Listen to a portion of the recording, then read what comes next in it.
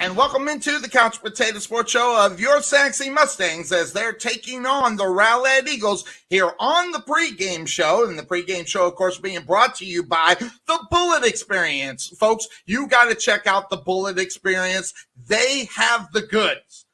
And when you say they got the goods, that means they got everything that you need in order to do what you need to do as far as your training, getting fit, or the preseason training, or that all-important mid-season training that you need to keep going week after week. That is the Bullet Experience as they sponsor the Pregame Show and the Coaches Show here on the Couch Potato Sports Show. At the Jerry Bullet Training Center, we are a motivated team of coaches with the mindset of helping you achieve and reach your highest goals. Having developed and trained over 100 Division I athletes as well as Division II athletes, even professional athletes, the Bullet team definitely has the knowledge and mindset to take you to the next level. Check out our new 22,000 square foot facility and 3,000 square foot weight room, along with 4,500 square feet of outdoor turf and covered training area, along with football and soccer field. Contact Melvin Bullet at 214-326-7853 or visit the facility just outside of Waterview at 8900 Princeton Road in Rowlett. And that place is gorgeous. I'm telling you right now, make sure you get on over there for any type of training or anything that you need in order to get ready to go from week to week and day to day as far as your training and getting set for what you do, regardless what kind of athlete you are. So check that out. Now, we are here on the Pregame Show. It's time to bring in the head coach of your Sachse Mustangs. Of course, it is Mark Red Behrens. Mark, good to see you, my friend. How you doing? I'm doing great, Sonny. How are you today? I'm doing very excited. I'm always excited because it's football. It's football season, whether it's high school football, college football, or NFL football, and even in the off season, a little indoor football. It's all about football for me. But anyway, good to see you. But obviously the situation where you are right now, 0-3 going into the season, 0-1 in district. Obviously, district being the most important portion of what you're going to be doing for this year. Last week's heartbreak at the end of the game, and then overtime. Talk a little bit about what we were just talking just briefly about before we came up on air. You bet, Sonny. There's always situations you can go back and take a look at, but this didn't happen on one play. There were a lot of situations in which we felt like we could have done a little better, or there's a couple. I'll never gripe about calls, but there's a couple of them that seemed to go against the Mustangs at the wrong time, especially one that would have put the game away, the holding call, and then the fourth down call where the quarterback was on his back and handed the ball off. But those plays didn't lose the game. There were many others involved, and so we're going to try to bounce back this week and take on the Big Eagles, which is our biggest rival. We've got that is your rival. Mm-hmm. That's right. And we got a lot of kids that live in Rowlett that come to Sachse. And so they're excited. And as always, this is a big rival. We've always played them. It seems like it doesn't matter if it's one team's a little better than the other or whatever. And it just always ends up being a pretty good ball game. So we expect the same this Friday. And I've called many of those games when we were doing the broadcast for the Eagles. Now we're switched over to you. I went back in the archive and saw 8 games that we actually called for this. And every game was close. There wasn't really a blowout whatsoever. And I think that's what's exciting about this game and rival games. Like you say, you throw the records out the window and you just go, head to head. But obviously, both of these teams right now, 0-3. Someone's going to be really disappointed at the end of this one. Yeah, this is a big game for both of us, and so we expect our kids. They're going to be ready. They're mentally ready right now. They start building on this next few days, and then Physically, we've been working hard every day to try to get prepared for everything that they've shown so far. And then, as you well know, you'll get changes throughout the ball game. And so you've got to adjust to those. And we really feel like we've had a good week so far, and we expect another good workout today, and then prep it on Thursday, and then be ready to go Friday. Definitely. And when you have that situation with the unfortunate situations, what do you tell them to stay positive? Obviously, you got to get ready for the games. You got to do what you do to get ready, and then the game plans. What are you telling the kids about keeping them positive? As far as, are you like finding the positives and pointing them out? I mean, because there are a lot of, even in the out of district games, there was a lot of positives. Yeah, we're starting to develop, I guess you'd say, an identity. And obviously, offensively, we're getting pretty effective running the ball, and we'll need to do that, throughout the rest of the district. But we also, at some point, we've got to be able to throw it, and we've got to keep pushing that envelope and figuring out what the situation is, who the guy's going to be. And it's almost too late to figure that out. But we're in a situation where we are something different that Sachse's been in a long, long time, and so we've got to have the the run game carry us offensively, and defensively we've been getting better every week, and hopefully this week will be the week we put everything together, including the kicking game. And talk a little bit about that. Your quarterback situation.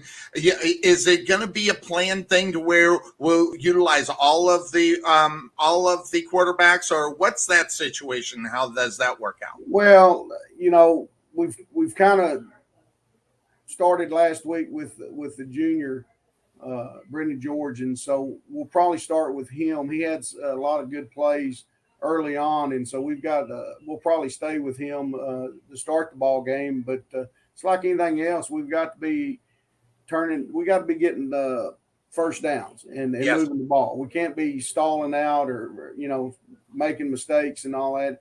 We're just a little more disciplined and execute a little better. I think we'll be okay. And now, what's the tone of the team? I mean, obviously, starting out 0-3 is not the ideal for morale or everything. How are the guys feeling right now going into this? I mean, as they head into training and practice. You're exactly right, Sonny. This is an unusual area for us, and this will show your character real fast. Yep. And see what kind of team you built during the off season. So right now the attitudes are good out there. We had a good workout, like I said yesterday, and as long as we have those, then we've got a chance to get better. And if you're getting better, then you got a chance to win ball games. So taking a look at the offense, is it just a coming together, or is there certain things that are happening on the offense that are not gelling all together at once? It's just the execution at certain times, knowing where you need to go with the ball. There's some pre-snap ideas and that you need to take advantage of, and we're not taking advantage as much as we need to. And so we'll continue to get better at that. Last year, you had a Division I quarterback, and then all of a sudden you got new guys coming in with very little experience or no experience. And so as we get better at figuring those things out, I think our district's wide open. I think everybody's pretty much the same. It's just going to be who makes the least amount of mistakes in that ball game will have a chance to win it at the end.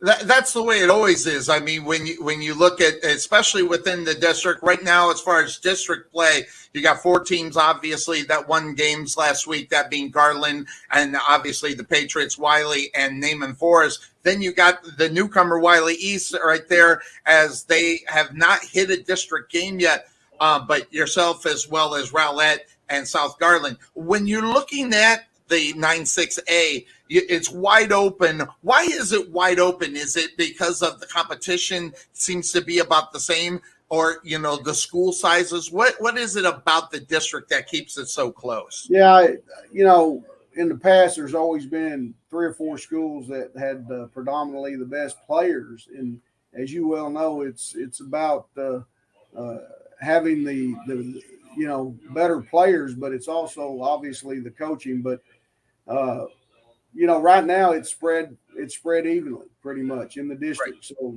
everybody has an opportunity to win the ball games at the end, and that's what I guess that's what everybody wants. I kind of like having that one-sided myself, but yep. We know it's going to be a competition throughout the year. We're at Homer B. Johnson Stadium for tomorrow night as the Sachse Mustangs are going to be taking on their rival, of course, that being the Rowlett Eagles. But you're actually the visiting team, I guess. But you're still at Homer B. Johnson, but you'll be the visiting team. Right. We're going to close that door. There's a little outside noise going on. But, we are the visitors, but we've kind of made HBJ our home stadium. Yep. We're very familiar with that, obviously, and so we've got to. There's not going to be any situation of new territory, anything like that. So we'll just be in a different locker room, but everything else will be the same. And also, we'll see the crowd difference. But you've had some pretty good crowds out there for the games, especially last week.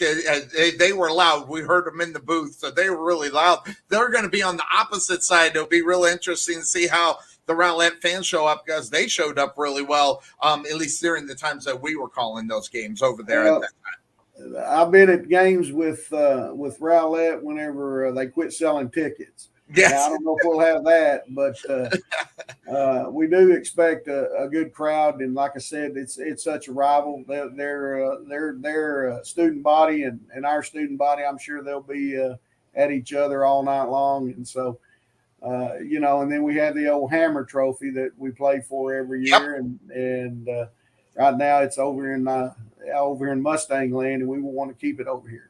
Absolutely. And you got, and this rival is something, because like you said, you got kids from Rowlett going to Sachse, and even back and forth, Sachse going to Rowlett. So you got the kind of, and the relationship that you have with the rivals, back in the day when we were playing, they were hated rivals. I think it's a lot different today. They're just rivals because you have kids that know each other going to different schools, and they're really, really kind of close in reality. Yeah, a lot of these kids have gone to school since elementary, and they're still friends. I mean, but when the ball's kicked off at 7:00, that friendship goes out the window for at least about 3.5 hours. At least you kind of hope so anyway, so bring it, like you said, bring home the trophy. I want to talk, there's some key players that I saw, and I want to talk a little bit about, obviously the running game in Acuna and what he is. This guy's averaging, close to 16 yards a clip. I mean, you don't get that as far as usually they're around 7, 8, maybe even 9, but he is kicking it off at about 15 yards a carry. That is huge. Why is the success of Acuna happening today? Well, the thing about Pope is that he's got that high average because of some big plays. And if you have big plays, then your average is going to be extremely high. And he's done that. He was beat up in the second game, so he wasn't able to play. Right. And we wanted him fresh for the first district game, and it paid off. Yes. Offensive line, I do want to brag on those guys, except for the holding calls, of course. But they've done a good job all year long, and they keep working. We're staying healthy there, thank goodness. Knock on wood. And then, like I said, we just got to get a little better throwing the ball, just a little better. And we do that, then we'll be a complete offense. And like I said earlier, Sonny, defensively, I'm really proud of the way these guys are starting to gel and come together, and we got to continually improve week to week. And we got, like I said, we got that big challenge this week with Rowlett, and we need to get back on the winning track, because, like I said, I haven't been in this situation in a long, long time, but we're going to bounce back. I feel good about this week.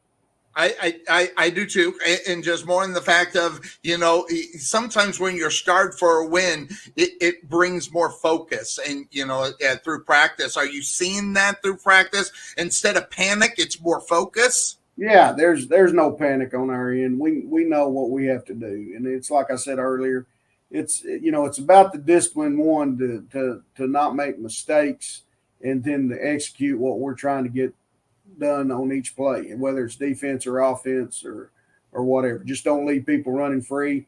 And then defensively and offensively, when you get the ball, catch it. Don't be dropping it, and we've got to fix all those things, and then we got to throw good balls out there, and we have an opportunity to be pretty good.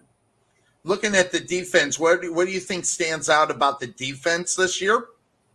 Well, I think that, like I said, we're improving up front.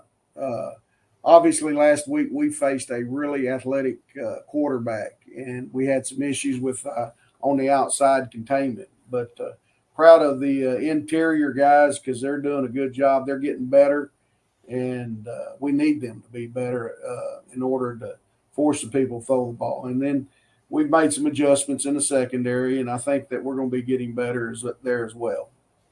And I saw that you brought up a couple of guys, I don't know if they came from the junior varsity. Talk about some of the guys that came onto the team last week compared to the weeks before.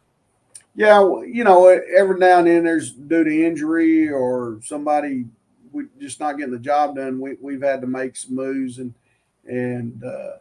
Haygood is one of them at running back whenever Prosper was banged up, and so he's a quick young man, and he's going to be the future. And if he's not playing, then we're going to put him back down on JV and let him get his reps. Like I said, he's a sophomore kid, so he's going to be pretty good time we get up there through another off season. And we've had to move a couple defensive guys just because of injury. And, as long as we continually, stay healthy, and I told you this early in the year, that's going to be the key for us throughout the year is staying healthy. And we've got a few banged up, but I think we're pretty healthy going in this. And we've got a defensive lineman that's a little banged up, Cooper Creasy, and then Jake Brumbaugh. If we can get one of those guys back, it helps out with our depth because we're a little thin there. And but hopefully, everybody starts healing up and gets back. Kind of like the Cowboys right now, they're a little beat up, but you got to keep playing. You can't stop playing. And definitely. So we made a few adjustments there, and we're ready to see how it turns out on Friday. You were talking a little bit. I kind of heard something about kicking. What's going on with the kicking game? What's your plans for that? Well, good question. we got to keep it. We got to keep working those guys. Keep trying to improve. Like I said, one's a sophomore, one's a junior, and we're just going to give them ample opportunities to show us who's the best because at practice there's no separation. Absolutely. And if we're not getting that separation, I guess we have to do it in the game, figure out what's going to happen there. So, we're getting better. We hadn't had any, like I said, no blots, but we're just not totally executing everything we need to do. Punting situation, I wish we were a little stronger in our leg, but this is what we got this year, and we're trying to push through it. And if we get more first downs, then we won't have to worry about punting. That was my next line. That's probably going now.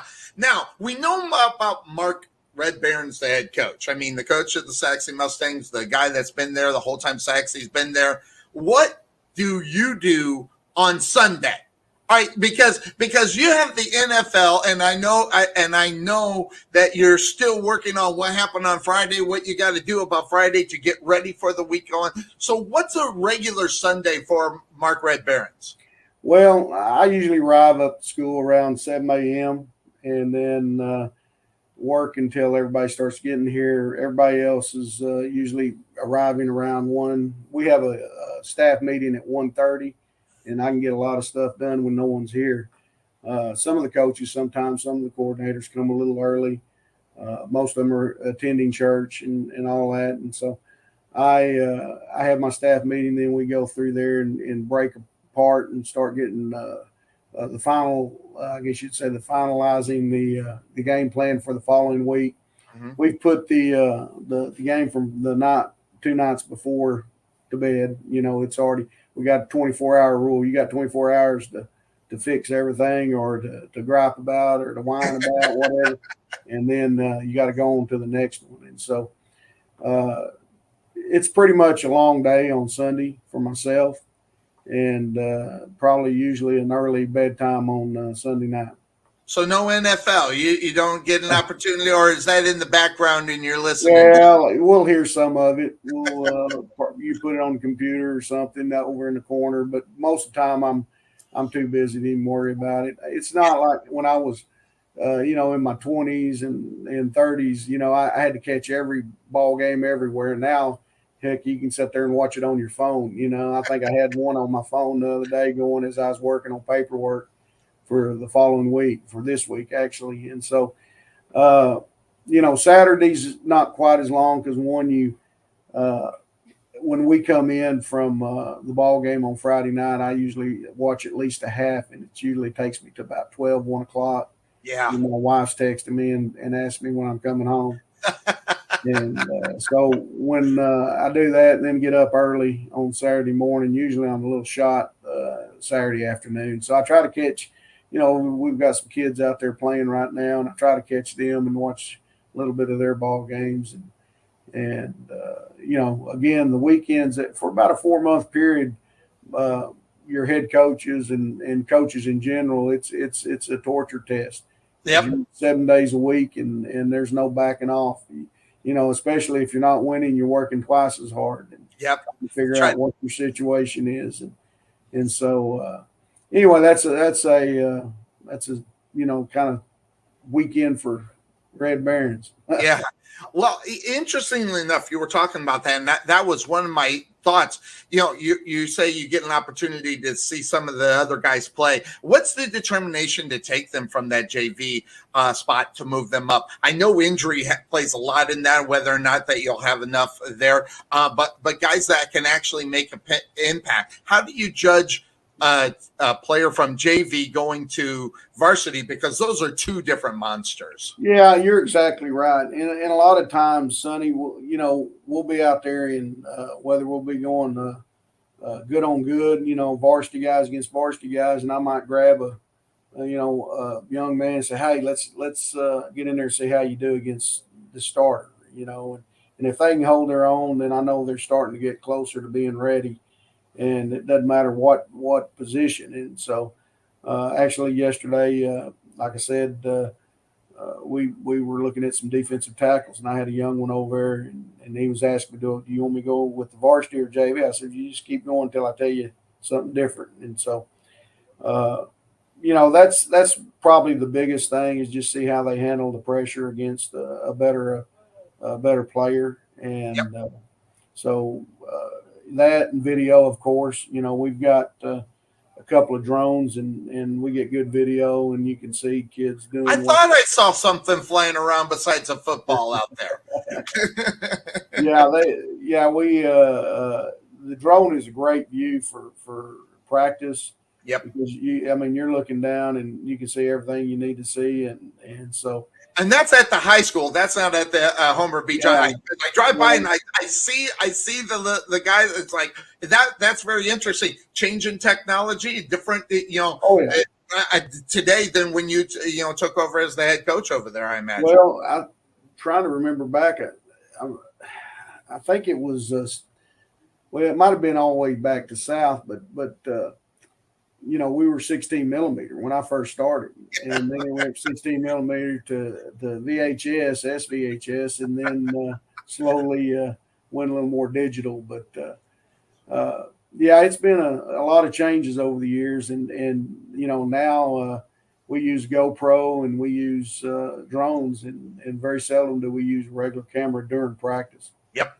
So I knew I saw something flying by there. I just wasn't sure what was going on. So always good to catch up with you, Coach, as we're going to probably do this not next week, but the week after. We'll get you on every other week and lead you right into playoff time and see how you're doing and going with that. So is there any plans as far as wanting to maybe take this, because I was trying to figure out what you want to do. Do you want to just keep it like this, or do you want to go ahead, Do you want us to find a spot to do it someplace? What works best for you? Oh, this is fine. I don't have any issue with it. I enjoy visiting with you, and like I said, I love talking Sachse football, and we're gonna get it. We're gonna get straightened out. We're gonna get back on track this week.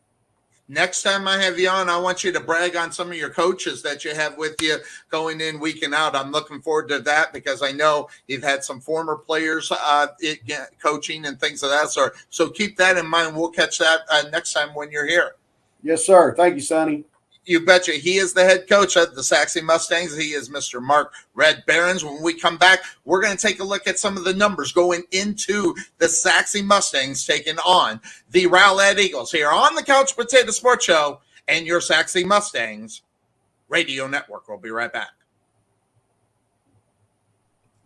At Wesson General Contracting Incorporated, we're your one-stop shop for all your general contracting needs. We are locally owned and with over 20 years of experience, so roofing, gutters, sidings, fence staining, painting, foundation problems, or roof damage are no problems at all. Give us a call at 214-200-5588. That's 214-200-5588. Wesson General Contractors. The prospect of retirement can be exciting and scary at the same time. At Nest Egg Wealth Advisors, we have found many people either approaching or currently in retirement fail to truly maximize some of the benefits offered to them, primarily Social Security. What is it? How does it work? It's simply not a benefit that you start receiving at age 62. Because these decisions are so important, my firm has assembled an informational packet on Social Security. If you would like a complimentary copy of Social Security Maximization, please give our office a call today at 972-412-6064 or visit us on the web at nesteggadvice.com.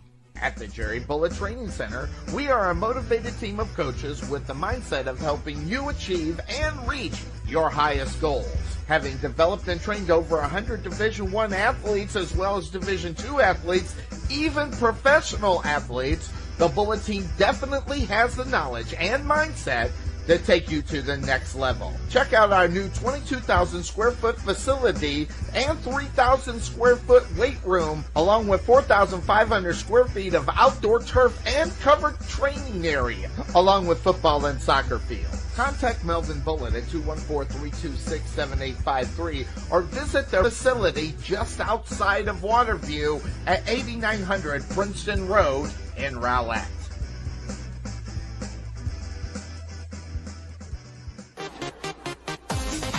Being taken for a ride? Check out Casso Insurance, serving Texans since 1981. Bundle your home, auto, or business insurance and save a ton. Casso Insurance on the corner of Main Street and Rowlett Road, where we make insurance fun. Or check us out on the web at CassoInsurance.com, where we always have the coffee pot on. Yeah, but is it fresh?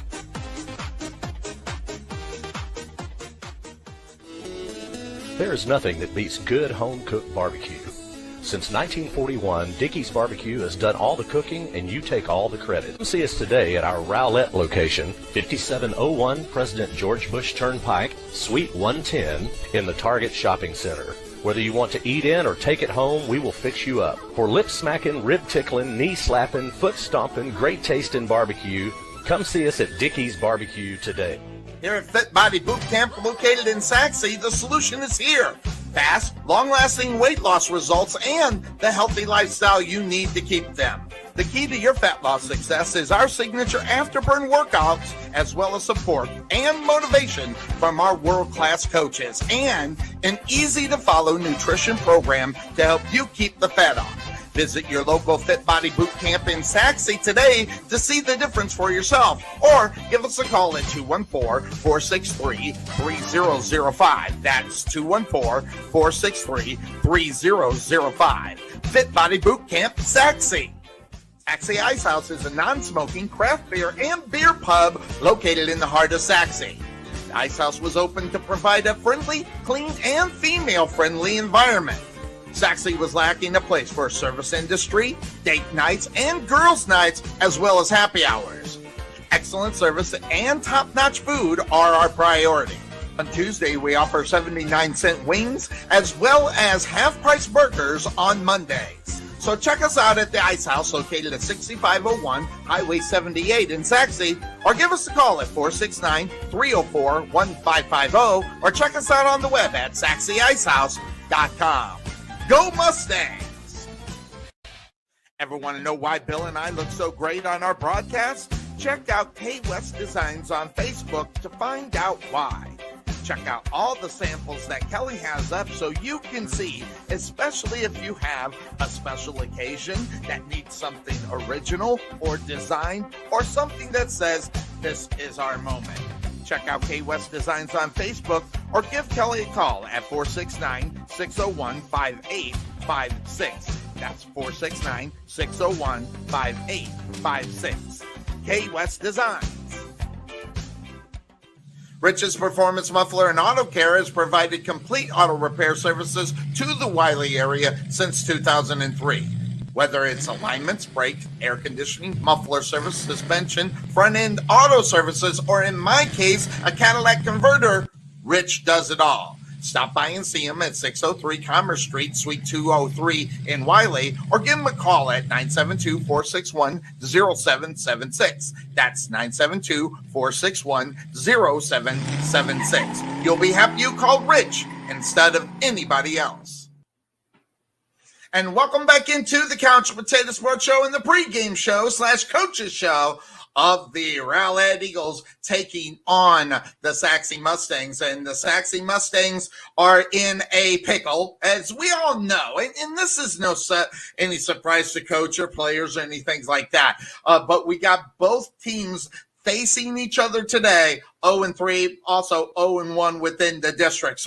But let's take a look at the district. We already know where Rowlett and Sachse are as far as that is concerned, down at the bottom, and somebody's going to be happy and someone's going to be really disappointed in this one. But let's take a look up on top of it. Now, when we give the standings, we're going to give it to you via the district, because that is how they set up the playoffs and how and where and who's going to be in there. So let's start off that right now. As far as the district is concerned, Garland is on top, followed by the Lakeview Centennial Patriots, the team that the Sachse Mustangs played last week. Then Wiley and Naaman Forest. Those were your four winners last week. Wiley East is at 0-0 right now. They have not hit a district game. They were 3 games as far of out of district. So their record right now, mark that, 2 games out of district. So they are 2-0 on the season, but no district game. So they are going to be sitting in 5th place within this division. Then 0-1 teams that are North Garland, South Garland, and of course Rowlett and Sachse. So that's where those are as far as that is concerned. So look out for that as you see the teams now on top. Where are they going to be? What is their situation? How are they going to move up? That is the big question in reality. But when you're taking a look at the Sachse Mustangs and the Rowlett Eagles, there are a lot of things to look at as far as that is concerned, especially the numbers. Now, the numbers, the reason why Sachse is down is because of the difference of the games, okay? They've given up 72 points, so that's where that comes into play. The reason why, and Rowlett only 38, but also at the same time, when you are looking at that, those are more about the reality of who those teams played in out of district in the first 2 games. As again, we talked about the Plano East Panthers and North Forney were the teams that Rowlett played out of district. And of course, the Plano East team got the victory 31-27. And then they got the loss against North Forney, and then the loss against in district against the Naaman Forest Rangers. That one was 33-22, 11-point victory for the Naaman Forest Rangers. But that's where they're at right now as far as going into this game, that 0-3, which no one wants to be, including the Rowlett Eagles. Let's get serious. No one wants to be there. But really, you got to take a look at what's happening in this game, because Coach brought it up in the coach's show. They're really, really close. And if you look at the passing, it is there. The passing is about the same. Harris Boyd, 31-71 for 403 yards, 3 touchdowns and an interception. Andrew Ellison, who is stepping in as well, he's 15 of 25 for 186 yards. He's got 2 touchdowns and 2 interceptions. So when you're looking at the comparison as far as the Sachse Mustangs and the Rowlett Eagles, there's a big comparison right there as far as passing is concerned. Now, rushing, totally different numbers, totally different things.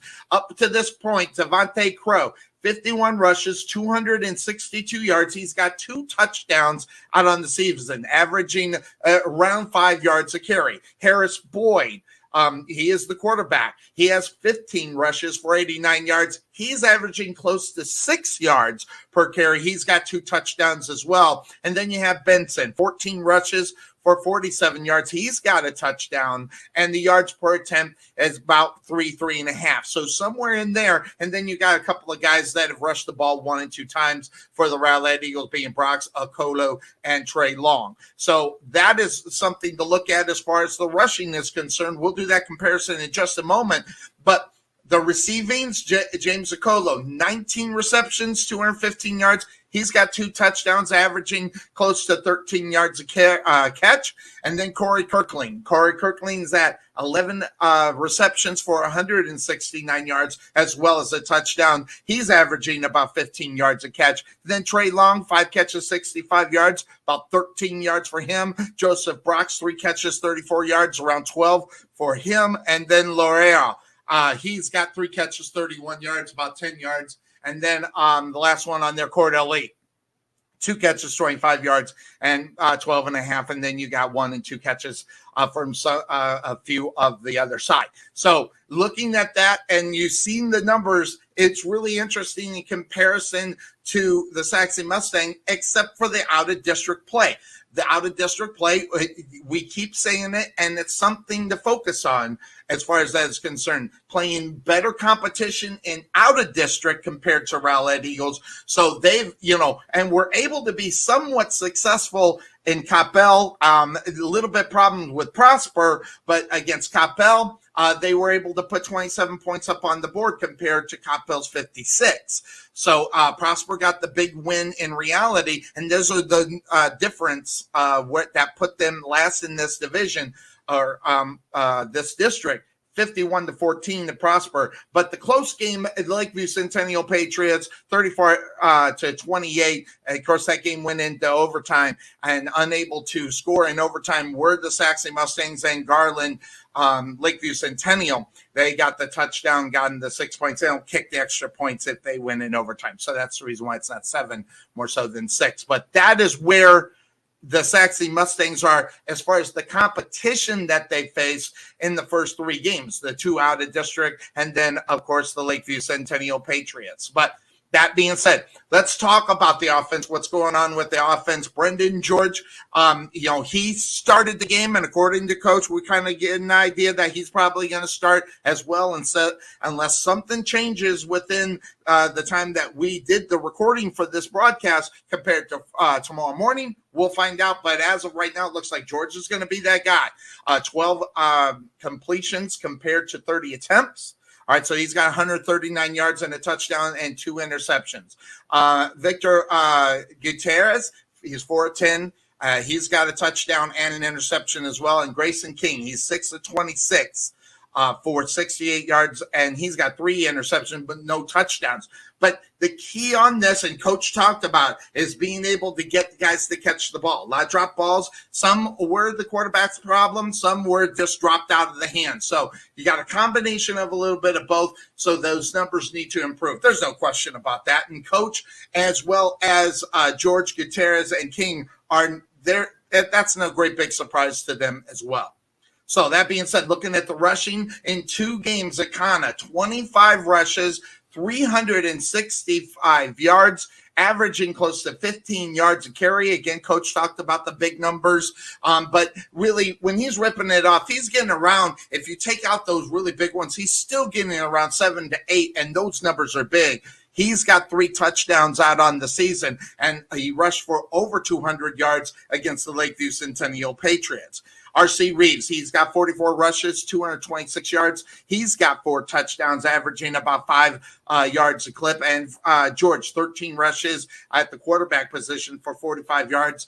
And then Harris with 4 rushes, 28 yards. And then Grayson Kings, 13 rushes, 20 yards. He's got the touchdown as well. We've seen Norberg in there for a couple of times. And then Haygood, which Coach was talking about. Maybe we'll see a little bit more of him. But the 1-2 punch of Akana and Reeves in the rushing department is really huge. So look for that to be a main portion of the offense going up against Rowlett. And Rowlett's not stupid. They can see these stats just like we can. They know what they got to do. They got to stop Akana. They got to stop Reeves. They got to stop Haywood. They got to stop the guys that are going to be positive and make the big plays. The question is, will they be able to do it?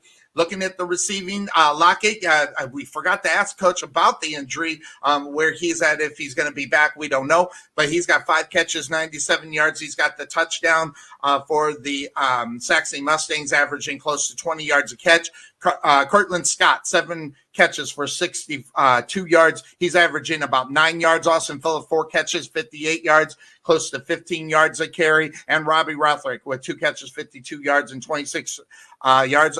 Jet Krill, 3 catches, 33 yards, averaging 11 yards. That's the principal's son. And R.C. Reeves, 1 catch, 2 yards. So that's what the numbers look like as far as where they are. The question will be really interesting for the Sachse Mustangs is being able to play. And when you play those games, will you be able to put it together and finding the chemistry that makes you that much better if you're going to be better? And it's all about reps. It's all about practice. And it's all about attitude. And Coach said the attitude of this football team is there. They know they're close. They know they're ready to move forward and get going. And that is the huge portion of where they are as a football team. And we can talk about who they are and what they do and when they do it. But more the question in reality is that you got to get over the nerves. You got to get over the fact that, guess what? You didn't win those games. So what are you going to do? That is huge. But this game, all important. Then next week, it's the Wiley East Raiders coming in. So that's homecoming, by the way, and that game's at Homer B. Johnson Stadium on next Friday. So look out for that one as they head into homecoming against Wiley East. So we're going to talk a little bit more about Wiley East next week on the pregame show, and maybe we'll take a little look at Wiley East in the halftime show, as the halftime show will also feature Coach Red Behrens as well. So maybe we'll get the opportunity to bring in Wiley East and some of the things that we're seeing from them. So that's going to do it for us here on the Couch Potato Sports Show and the Coaches Show / pregame show of your Sachse Mustangs as they're taking on the Rowlett Eagles. That's going to do it for us. Remember, we do not have the Eagle Eye in the booth. Hopefully we'll get some good stuff from him because he'll probably be sending in messages as well. So we'll look forward to seeing that. It's going to be myself and Big Red Butch Wesson, and this is the pregame show. It's being brought to you by the Bullet Experience. Make sure you check out this beautiful facility over at the Bullet Experience. It is just beautiful. The things that they got going on, the equipment, the updated things, everything to make you that better, whether it is getting ready for a season or that mid-season workouts that you need to be on top of your game. And that's what you get with Melvin Bullitt and the Bullet Experience. And of course, Melvin Bullitt, now, he did stop Tom Brady. How about that? Not too many people can say that. So we thank them for the sponsorship of the pregame show as well as the coaches show here on the Couch Potato Sports Show. And when we come back, if you're watching this up to the game, we're going to go right to kickoff. If you're watching it early, thanks for joining us here on the Couch Potato Sports Show and your Sachse Mustangs Radio Network.